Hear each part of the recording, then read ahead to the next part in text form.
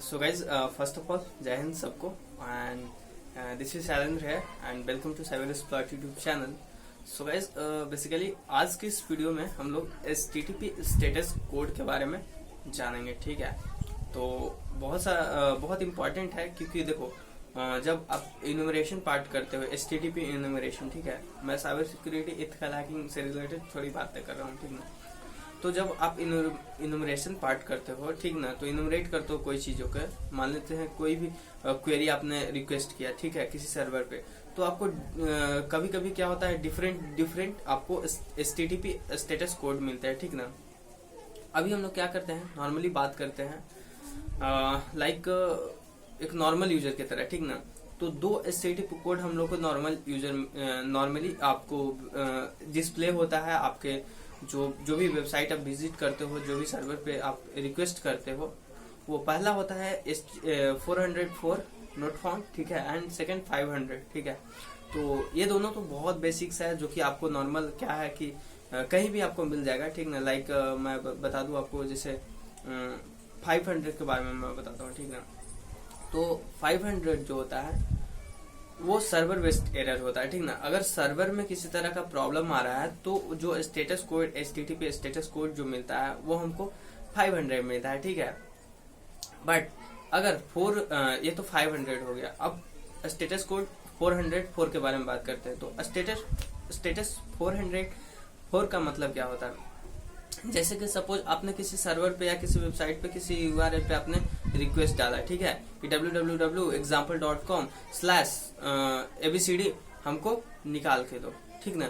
तो अगर उस सर्वर पे वो फाइल नहीं पड़ी है, वो डॉक्यूमेंट नहीं पड़ा हुआ है, या वो डायरेक्टरी नहीं है, तो इस तरीके की चीजों जब नहीं उसको मिलती है, जब हम लोग रिक्वेस्ट करते हैं और सर्वर पे वो चीजें अवेलेबल नहीं होती है, तो हमको स्टेटस कोड 404 मिलता है, जिसको हम लोग 404 फाइल नोट फाउंड करते हैं। ये तो दोनों नॉर्मल स्टेटस कोड बता दिया, जो कि आप नॉर्मल एक यूजर को भी मिलता है, ठीक ना।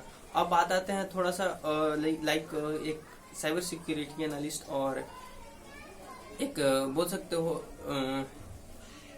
आप किसी सिस्टम किसी वेबसाइट पे अटैक लगा रहे हो, तो इस तरीके।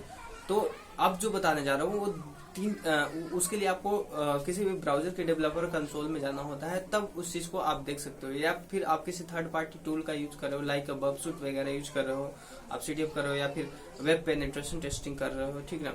तो इस तरीके की चीजें आपको मिलती है, ठीक ना। तो वहां पे वो कोड आपको देखने को मिलता है। तो पहला जो कोड है वो 200 कोड, ठीक है, 200 स्टेटस कोड। तो 200 स्टेटस कोड का मीनिंग होता है ओके मीन्स कि जब हम किसी भी फाइल को, ठीक है, या किसी भी बोल सकते हो URL को हम लोग रिक्वेस्ट करते हैं किसी सर्वर पे, ठीक ना।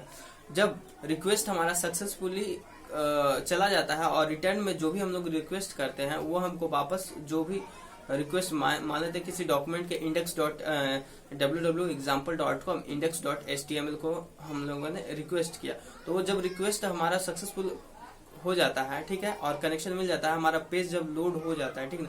तो जब इस तरीके जब मीन्स कि हमारा जो भी जो मेरा टारगेट था वो हमारा सक्सेस हो गया, मीन्स इस तरीके के कोड को हम लोग 200 कोड एंड ओके कोड बोलते हैं, ठीक है, यानी सक्सेसफुल कोड भी बोलते हैं, ठीक है। अब बात आती है 301 एंड 302 का, ठीक है, लाइक सॉरी हो सकता है मिस्टेक, 302 और 303 होता है, ठीक है।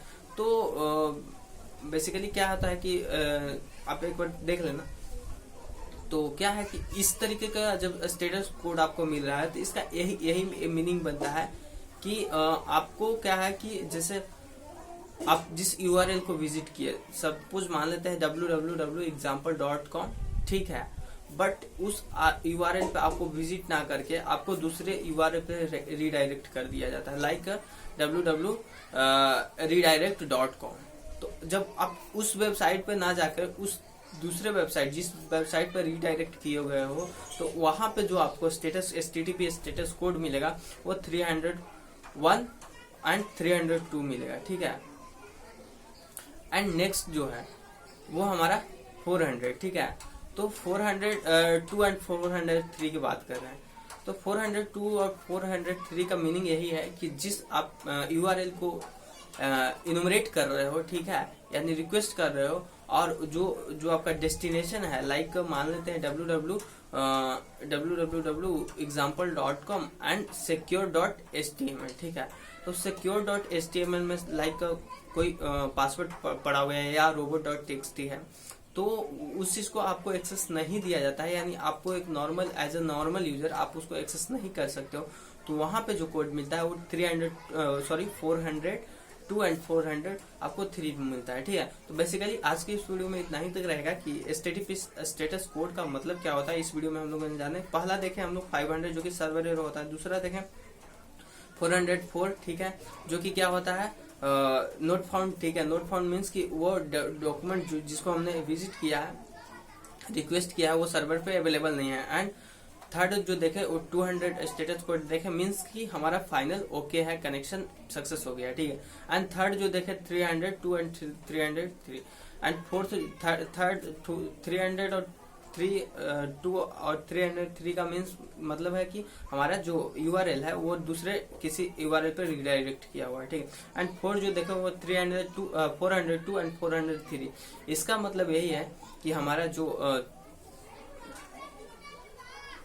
जिस URL को या जिस URL को हम इनुमरेट कर रहे हैं या रिक्वेस्ट कर रहे हैं वो उसको हमको as a normal user access नहीं है, अलाउड नहीं है, देन हमको उस तरीके का स्टेटस कोड मिलता है। ओके, सो गाइज मिलते हैं नेक्स्ट वीडियो में and thank you so much. अगर वीडियो अच्छी लगे हो तो लाइक करना एंड मिलते हैं, bye bye and have a nice day and thank you so much, thanks for watching, good bye.